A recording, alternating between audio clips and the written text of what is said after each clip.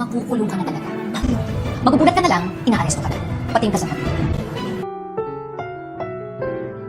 Ang susunod na programa ay rated PG. Ito ay nangangailangan ng patnubay at gabay ng magulang para sa mga batang manonood.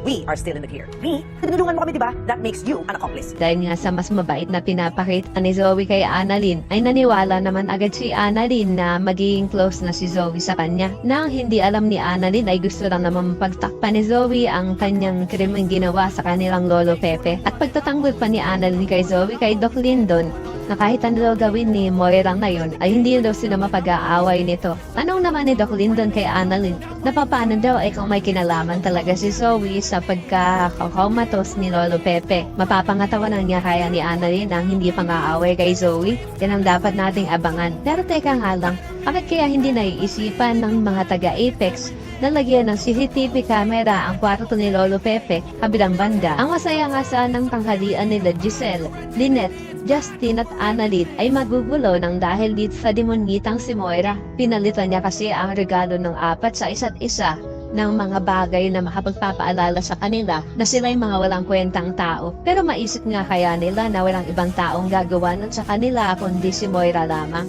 Yan ang dapat nating abangan. Samantala, sa telepono naman ay makikibalita itong si Nerissa kay Moira kung ano ng status ni Lolo Pepe. Ang magiging sagot naman ni Moira ay comatose pa rin, kaya naman absuelto pa rin daw silang dalawa. Gulat na gulat naman si Nerissa dahil sa biglang pagdamay sa kanya ng kanyang best friend. At dito na pinaalala ni Moira sa kanya ang pinahiram nitong sasakyan. Kaya naman damay din daw ito. Kung sakali magkabukingan na ay sama-sama silang hihimas ng grehas sa kabilang banda.